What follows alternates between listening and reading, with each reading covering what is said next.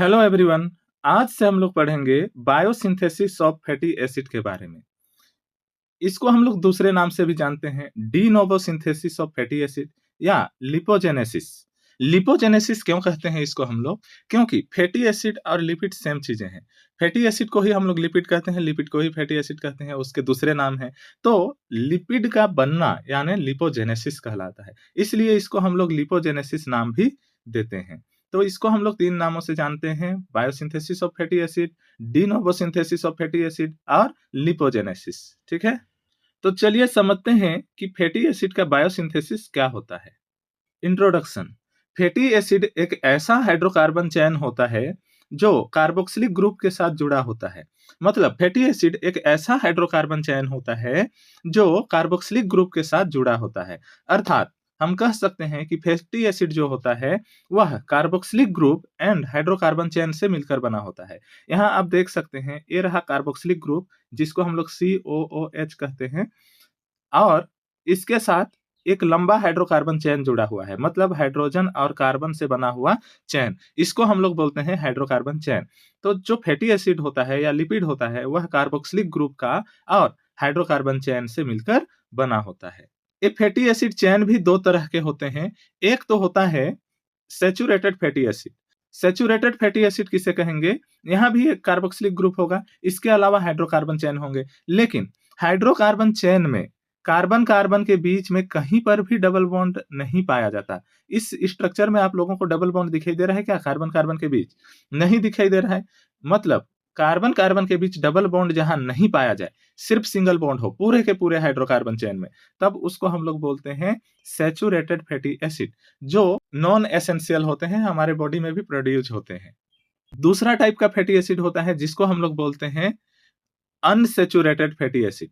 तो unsaturated fatty acid क्या होता है? यहाँ भी एक कार्बोक्सिलिक ग्रुप होगा और हाइड्रोकार्बन चेन होगा, लेकिन हाइड्रोकार्बन चेन में कहीं पर भी एक जगह भी डबल बॉन्ड पाया जाएगा, तब भी इसको हम लोग अनसैचुरेटेड फैटी एसिड कहेंगे। एक से ज्यादा जगह भी पाए जा सकते हैं, जैसे यहाँ भी डबल बॉन्ड हो सकता है, यहाँ भी डबल बॉन्ड हो सकता है, तब भी हम लोग इसको अनसैचुरेटेड फैटी एसिड कहेंगे। मतलब हाइड्रोकार्बन चेन में कार्बन कार्बन के बीच डबल बॉन्ड पाया जाना अनसैचुरेटेड फैटी एसिड कहलाता है।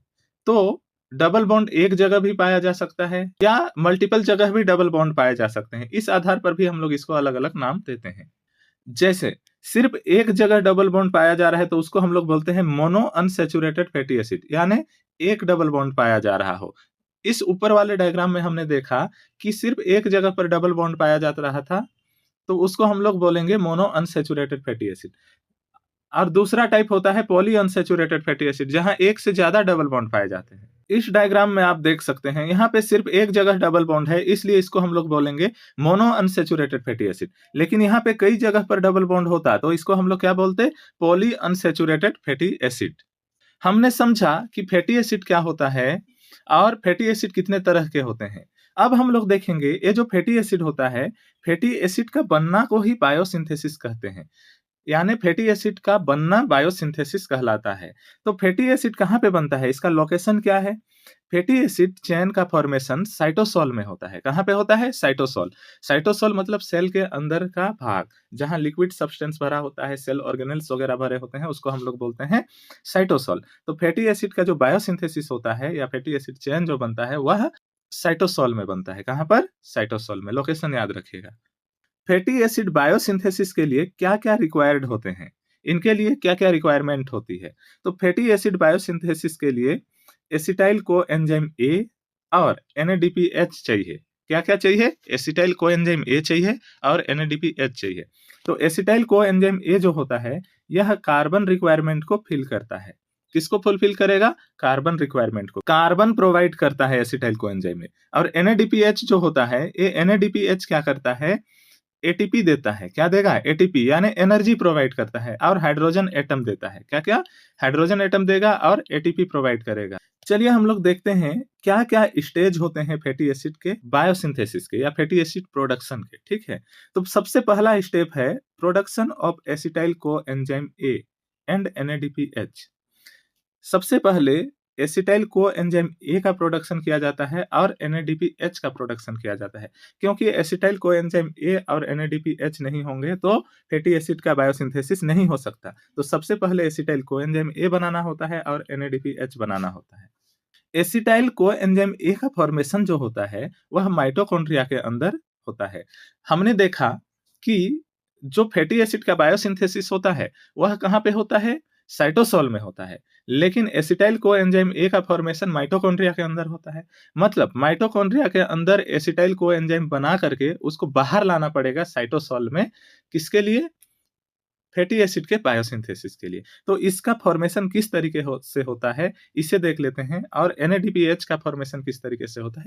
ये डायग्राम है, इसको मैं थोड़ा जूम आउट करता हूं ताकि एक साथ पूरा दिखे।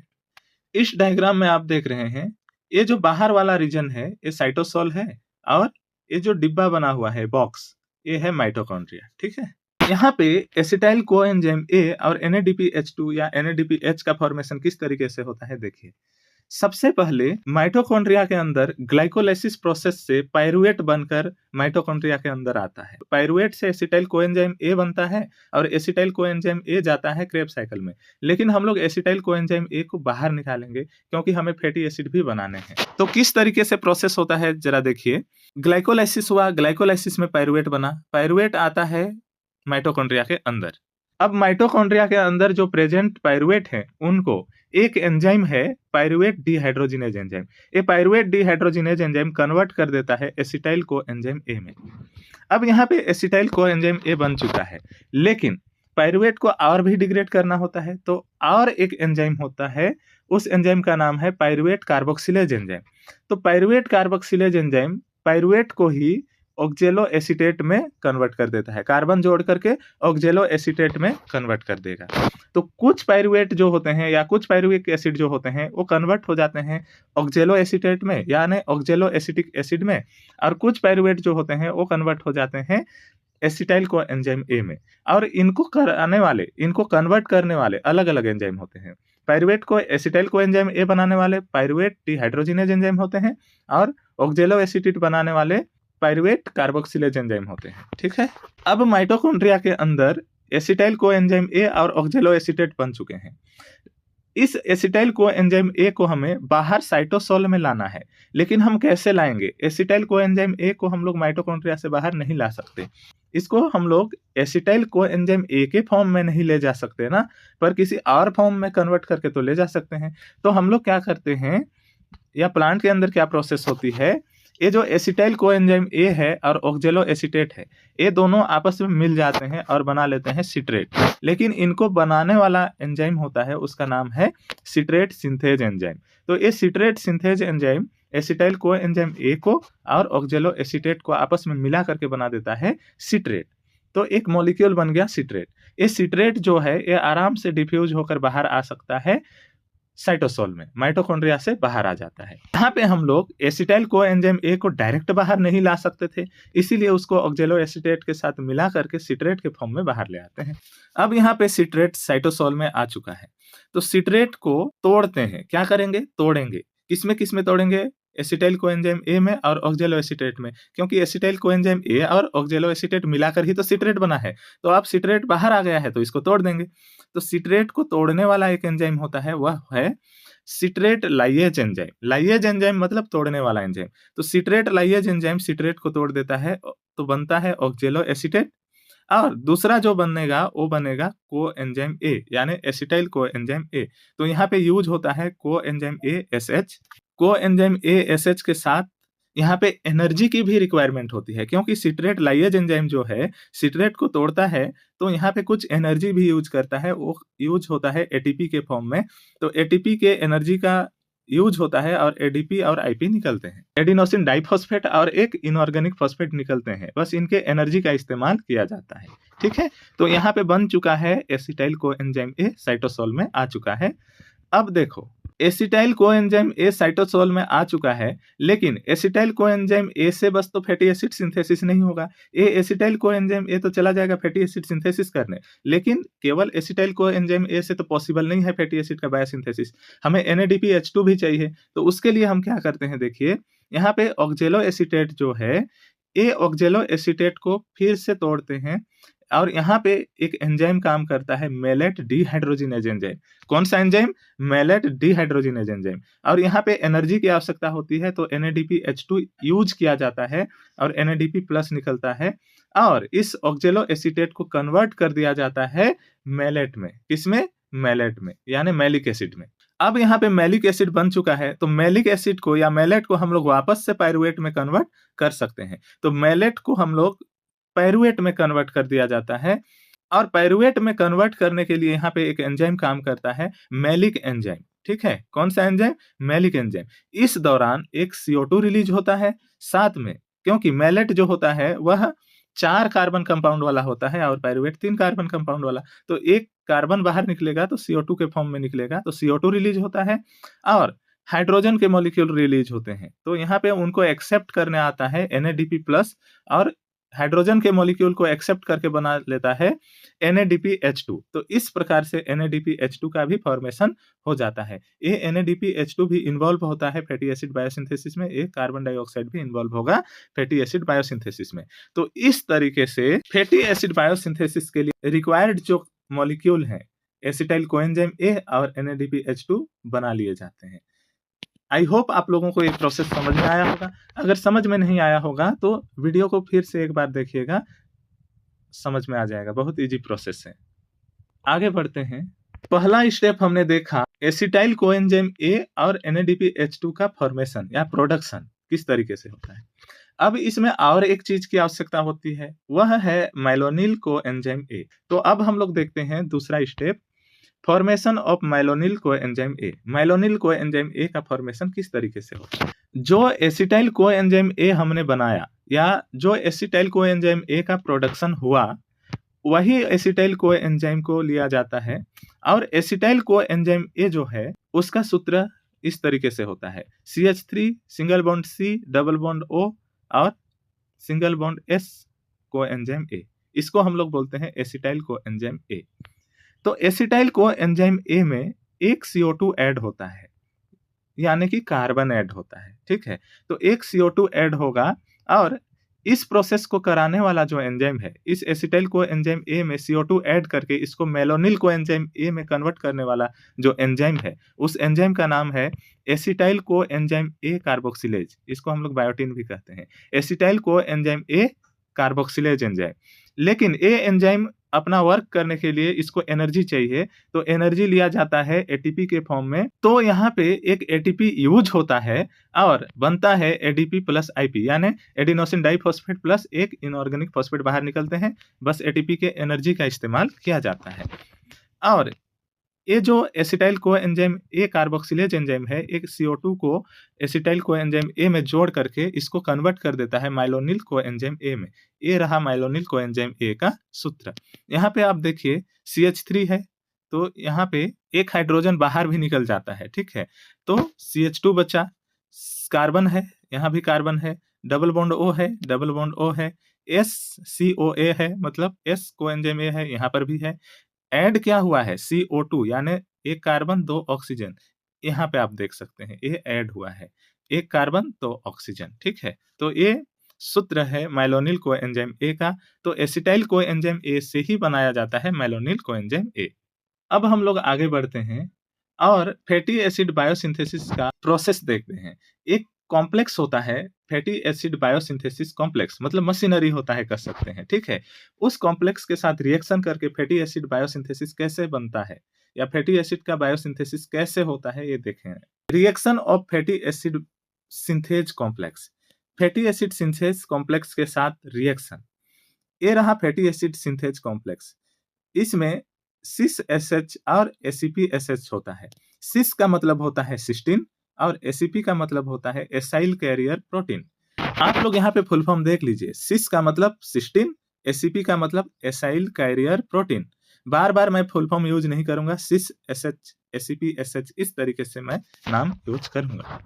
ये जो फैटी एसिड बायोसिंथेज कॉम्प्लेक्स है, इस कॉम्प्लेक्स में सबसे पहले रिएक्शन होता है एसिटाइल कोएंजाइम A का। तो सबसे पहले एसिटाइल कोएंजाइम आकर इस कॉम्प्लेक्स के साथ बाइंड होता है और इसको कराता है acetyl coenzyme ACP transacylase enzyme. Acetyl coenzyme A ACP transacylase नामक एक एंजाइम है। ये एंजाइम एसिटाइल कोएंजाइम ए को इस फैटी एसिड सिंथेज कॉम्प्लेक्स में जोड़ता है और इस दौरान कोएंजाइम ए एसएच बाहर निकल जाता है। आप लोग यहाँ देखिए, सिस है, हमने सेम टू सेम लिखा, एसीपी सेम टू सेम लिखा। अब यहाँ पे जुड़ा क्या है, एसिटाइल कोएंजाइम ए, और बाहर क्या निकला है, कोएंजाइम ए एस एच। तो यहाँ से कोएंजाइम ए और ए एस एच बाहर निकल जाएंगे। तो एस एच और कोएंजाइम ए तो बाहर निकल गए, तो बचा क्या, यहाँ पे CH3 C double bond O और S बचा, तो वो जुड़ जाएगा इस एसीपी के पास। तो S C double bond O CH3 यहाँ पे जुड़ गया, क्योंकि यहाँ से SH भी बाहर निकल चुका है। ठीक है, तो इस तरीके से जो नया कंपाउंड बना या नया मॉलिक्यूल बना उसको हम लोग बोलेंगे एसिटाइल एस एसीपी। क्या बोलेंगे, एसिटाइल एस एसीपी। अब एसिटाइल एस एसीपी बन चुका है, तो एसिटाइल एस एसीपी से एसिटाइल एस बनता है। क्या बनता है, एसिटाइल एस सिस बनता है। यहाँ सिस लिख लीजिएगा, एसिटाइल एस सिस बनता है। तो ये किस तरीके से बनता है, ये जो एसीपी के पास एसिटाइल कोएंजाइम में से S C double bond O CH3 जुड़ा है, ये ट्रांसफर हो जाता है सिस के पास, और सिस का एसएच जो है वह आ जाता है एसीपी के पास, क्योंकि यहाँ पे और आगे ऐड करने हैं मॉलिक्यूल। ठीक है, अब एसिटाइल S16 बन चुका है। हमने देखा एसिटाइल S16 बन चुका है, तो एसिटाइल S16 के साथ अब हम लोग जो हमने बनाया था मैलोनिल कोएंजाइम ए, ये मैलोनिल कोएंजाइम ए और एसिटाइल S16 आपस में जुड़ जाते हैं, और इनको जोड़ने का काम करता है malonyl coenzyme A ACP transacylase enzyme. कौन सा enzyme, malonyl coenzyme A ACP transacylase enzyme इस एसिटाइल एस सिस को और मैलोनिल कोएंजाइम ए को जोड़ देता है। तो यहाँ पे कुछ इस तरीके का कंपाउंड बनता है जिसको हम लोग बोलते हैं एसाइल मैलोनिल एंजाइम। तो एक इस तरीके से बना, देखिए यहाँ से कोएंजाइम ए SH बाहर निकल जाता है। SH कहाँ से बाहर निकला, ये जो एसीपी के पास SH है ये बाहर निकला यहाँ पे, और कोएंजाइम A यहाँ से बाहर निकलता है, और बाकी सारे भाग जुड़ जाते हैं। ऊपर में तो जुड़ा है ये वाला जो मॉलिक्यूल वो सेम टू सेम है, नीचे में से SH निकल गया, तो बचा क्या, इसके पास S बचा जो यहाँ पे जुड़ा, कार्बन डबल बॉन्ड O है, carbon double bond O, CH2 है, CH2 और COO माइनस है, COO माइनस। तो इस तरीके से जो नया कंपाउंड बना उसको हम लोग बोलते हैं एसाइल मैलोनिल। अब एसाइल मैलोनिल बन चुका है, इस एसाइल मैलोनिल में से एक कार्बन को बाहर निकाल दिया जाता है, तो कार्बन केवल अकेले बाहर नहीं निकलता, CO2 के फॉर्म में बाहर निकलता है। मतलब एसाइल मैलोनिल में से CO2 को बाहर निकालेगा, तो CO2 कौन सा, ये जो COO माइनस है इसको CO2 के फॉर्म में बाहर निकाल दिया जाता है, तो एक कंपाउंड बनता है, उस कंपाउंड का नाम है बीटा कीटो एसाइल एसीपी। क्या बोलेंगे, बीटा कीटो एसाइल एसीपी। इसको कराने वाला एंजाइम जो है उस एंजाइम का नाम है beta keto acyl ACP synthase enzyme. मतलब बीटा कीटो एसाइल एसीपी को सिंथेसिस करने वाला एंजाइम, और इसके बाद में क्या बनता है, बीटा कीटो एसाइल एसीपी बनता है। ये जो बीटा कीटो एसाइल एसीपी है ये बना कैसे है, देखिए ये जो पूरा भाग है वो सेम टू सेम यहाँ पे बचा हुआ है, COO माइनस यहाँ से निकल चुका है, और ऊपर में C double bond O CH3 जो है वो यहाँ पे आकर जुड़ जाता है, ऊपर में S बचता है, यहाँ पे एक हाइड्रोजन मॉलिक्यूल आकर S के पास जुड़ेगा तो SH बनेगा, तो सिस SH बन जाता है, और ACP के पास ये सारे जुड़ जाते हैं, तो इसको हम लोग बोलते हैं beta keto acyl ACP. Beta keto acyl ACP के सिंथेसिस होने के बाद beta keto acyl ACP reductase enzyme के प्रेजेंस में एनर्जी जोड़ा जाता है, तो एनर्जी हम लोग कहाँ से लेते हैं, NADPH2 से, तो NADP प्लस बनता है, और यहाँ पे एक मॉलिक्यूल बन जाता है, एक कंपाउंड बनता है, उस कंपाउंड का नाम है बीटा हाइड्रोक्सी एसाइल एसीपी। क्या होता है, बीटा हाइड्रोक्सी एसाइल एसीपी। तो सिस तो सिस ही है, वहां पे SH जुड़ा है, सेम है, एसीपी के स्थान पर SC double bond O CH2 ये सेम है यहाँ तक। ठीक है, यहाँ C के स्थान पर C के साथ एक हाइड्रोजन ऐड हो जाता है, क्योंकि यहाँ H2 में से H2 यानी 2 हाइड्रोजन। ठीक है, तो 2 हाइड्रोजन में से एक कार्बन के पास ऐड हो जाएगा, और यहाँ डबल बॉन्ड O जो था उसमें सिंगल बॉन्ड हो जाएगा, और एक हाइड्रोजन ऑक्सीजन के पास ऐड हो गया यहाँ। ठीक है, और बाकी सारे सेम है, तो इस कंपाउंड को हम लोग बोलते हैं बीटा हाइड्रोक्सी एसाइल एसीपी, क्योंकि यहाँ पे OH बना यानी हाइड्रोक्सिल ग्रुप यहाँ पे बना, तो इसको बीटा हाइड्रोक्सी एसाइल एसीपी कहते हैं। अब बीटा हाइड्रोक्सी एसाइल एसीपी बनने के बाद बीटा हाइड्रोक्सी एसाइल एसीपी का डिहाइड्रोजिनेशन होता है। डिहाइड्रोजिनेशन कराने वाला एक एंजाइम है beta hydroxy acyl ACP dehydratase enzyme. यानी कि अब यहाँ से वाटर को बाहर करेंगे तो एक वाटर का मॉलिक्यूल यहाँ से बाहर निकलता है। यहाँ पे आप देख पा रहे होंगे सिस SH सेम है, एसीपी यहाँ पे है, एसीपी के साथ क्या जुड़ा है SC डबल बॉन्ड OCH2, तो SC डबल बॉन्ड OCH2 जो था वहाँ पे SC डबल बॉन्ड OCH बचा, CH में से एक H यहाँ से H2 में से, ठीक है, और दूसरा हाइड्रोजन जो है ए वाला ऑक्सीजन के पास वाला, और ये ऑक्सीजन ये OH और यहाँ से एक हाइड्रोजन बाहर निकलेंगे और OH2 बनाएंगे और एक वाटर का मॉलिक्यूल बाहर निकल जाएगा और बाकी जो बचा मॉलिक्यूल उसको हम लोग सेम टू सेम लिख देंगे। तो इसको हम लोग क्या बोलेंगे, ट्रांस डेल्टा इनोइल एसीपी। क्या बोलेंगे, ट्रांस डेल्टा इनोइल एसीपी। तो यहाँ पे हम लोग देख पा रहे हैं कार्बन है, उसके बाद में CH CH CH3 इस तरीके से चेन बढ़ते जा रहा है। इसके आगे और बायोसिंथेसिस करेंगे तो CH CH CH इस तरीके से हाइड्रोकार्बन चेन बढ़ते जाएगा। इसी तरीके से फैटी एसिड का बायोसिंथेसिस होता है, CH CH CH CH लगातार जुड़ते जाता है। ये ट्रांस डेल्टा इनोइल एसीपी भी एक तरीके से फैटी एसिड ही है। तो इस तरीके से फैटी एसिड का बायोसिंथेसिस होने लगता है। आई होप आप लोगों को फैटी एसिड का बायोसिंथेसिस समझ में आया होगा। इस चेन को अगर हम लोग और आगे बढ़ाएं तो और आगे बढ़ते जाएगा और अलग अलग फैटी एसिड बनते जाएंगे, ठीक है। आई होप आप लोगों को फैटी एसिड बायोसिंथेसिस का टॉपिक समझ आया होगा। अगर समझ नहीं आया फिर से एक बार वीडियो को आप देख सकते हैं। अगर आप लोगों को वीडियो अच्छी लगती है और समझ में आ रही है तो प्लीज़ वीडियो को लाइक करिएगा और अपने जैसे एस्पिरेंट के पास शेयर करिएगा। अगर आप इस चैनल में नए हैं तो चैनल को सब्सक्राइब कर लीजिएगा। आप लोगों को इस चैनल पर पीजी से रिलेटेड सारे टॉपिक मिलेंगे, पीजी बॉटनी से रिलेटेड। तो आप लोग इस चैनल को सब्सक्राइब करके रखिएगा ताकि जो भी वीडियो मैं अपलोड करूं वहां तक आप रीच बना सकें। ठीक है, मिलते हैं नेक्स्ट इंटरेस्टिंग टॉपिक के साथ।